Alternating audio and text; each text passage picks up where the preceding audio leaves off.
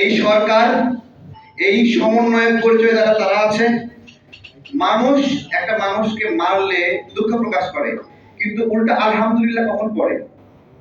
যখন এমন কাউকে মারা হয় যে নিজেই নিপীড়ক হিসেবে দীর্ঘদিন ভূমিকা পালন করেছে। তার মানে জুলাই যোদ্ধা শব্দটা কলঙ্কিত করা হয়েছে নাকি? কলঙ্কিত করা হয়েছে না?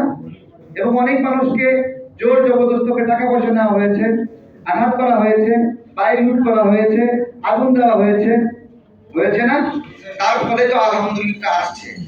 আমার কথা, যাদের হাতে বিশ্বাস করে দেশের রাজনৈতিক দলগুলো দায়িত্ব দিল, সেই লোকেরা এই অবস্থায় নিয়ে গেল কেন, তার জবাব দিতে হবে। আজকে নির্বাচন নিয়ে একটা অনিশ্চয়তা তৈরি হয়েছে। এটা সামনে আসার আগে থেকেই আমরা মাঝে মাঝে আলাপ করছিলাম যে একটা অনিশ্চয়তা আছে, এবং এই শয়তানিরা আমাদের পূর্ব মানে আমাদের অনুমানকৃত, আমরা আগে থেকে অনুমান করছিলাম এই ধরনের একটা শয়তানি করবে। এবং এটা কেন, কিসের ভিত্তিতে শয়তানি করবে?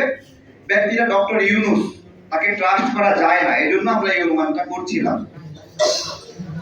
আজকে এই নির্বাচন নিয়ে যে অনিশ্চয়তা হয়েছে, আজকে যদি এখান থেকে বের হয়ে বিএনপি এবং জামাত মারামারি লাগে, আমি বলছি ডক্টর ইউনূসের যমুনা অক্ষত থাকবে? বলেন, থাকবে না অক্ষত? স্যার, আজকে যদি বিএনপি, জামাত, গণ অধিকার, এনসিপি যদি এই জুলাই সনদ নিয়ে মারামারি লাগে, গণভোট নিয়ে মারামারি লাগে, তাহলে যমুনা অক্ষত থাকবে? আমি তো জামাতের মাথায় বাড়ি দেওয়ার আগে ডক্টর ইউনূসের মাথায় একটা বাড়ি দিয়ে আসবো, কারণ সেই এই কালপ্রিট। আপনারা লোকটাকে অনেক সাধারণ ভাবে নিয়েছেন।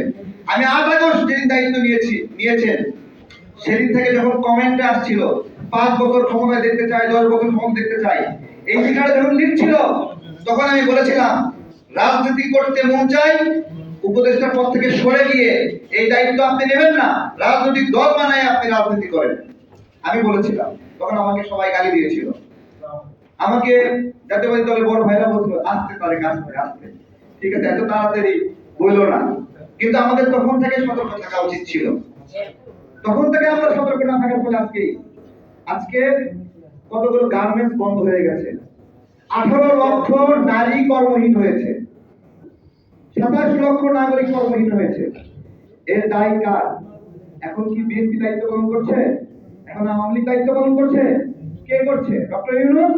তাহলে এই বেকারত্বের দায় ডক্টর ইউনূসকে দিতে হবে, তাই না? এবং এই গণঅভ্যুত্থানের পরে অন্তত ছিল না এরকম যে গাজী টায়ারে আগুন লাগবে বা বেশিল্প জ্বালায় দিতে হবে অথবা শত শত গার্মেন্টস বন্ধ করতে হবে। এটা কি গণঅভ্যুত্থানের পরে স্পিরিট ছিল? তাহলে কেন গাজী টায়ারকে পুরাই ঠাই করে দেওয়া হলো? বলেন। শুধু তাই না, গাজী টায়ার ওখান থেকে পুড়ে ভস্ম হওয়ার পরে সেখান থেকে গাজীপুরে গিয়ে ফ্যাক্টরি খুলেছে। সেই ফ্যাক্টরি যেন চালু করতে না পারে, তার জন্য দুদক দিয়ে তাদের সমস্ত ব্যাংক অ্যাকাউন্ট বন্ধ করে দেওয়া হয়েছে। তার মানে কি, আপনি ভারত থেকে সব টায়ার নিয়ে আসবেন এখানে? সারাক্ষণ দিল্লি না ঢাকা স্লোগান দিচ্ছেন, কিন্তু ভারতের জন্য সুবিধা করে দিচ্ছেন দেশীয় কোম্পানি বন্ধ রেখা। আপনাদের উদ্দেশ্য কি, এজেন্ডা কি? কি চাচ্ছেন? চাচ্ছেন সব কোম্পানি বন্ধ হয়ে যাবে, গ্রামীণ ব্যাংক থেকে সবাই লোন নিবে, গ্রামে গিয়ে হাঁস পালন করবে, আর আমরা সেই হাঁস আমেরিকান বাহিনীকে সাপ্লাই দেব। এই পরিকল্পনা আমাদের স্পষ্ট কথা। আমরা ভাই লুকানো মানুষ না, আমরা এরকম না যে সুইচ দিলে বাইরে হবো, সুইচ দিলে আবার ঢুকে যাবো, এরকম না।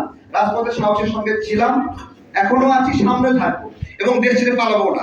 এখন থেকে 5 বছর আগে পাসপোর্টের মেয়াদ আমার শেষ হয়েছে, আমি রিনিউ করার প্রয়োজন মনে করিনি, কারণ আমি দেশ ছেড়ে কোথাও যাবো না। এই দেশ ছেড়ে গেলে ডক্টর ইউনূসরা যাবে, এই উপদেষ্টারা যাবে। সো এখানে ভালো মন্দ আমাদেরকে বুঝতে হবে। আমাদের স্পষ্ট কথা, যদি ফেব্রুয়ারির মধ্যে সঠিক নির্বাচন না করতে পারেন, ডক্টর ইউনূসকে জেল খাটতে হবে।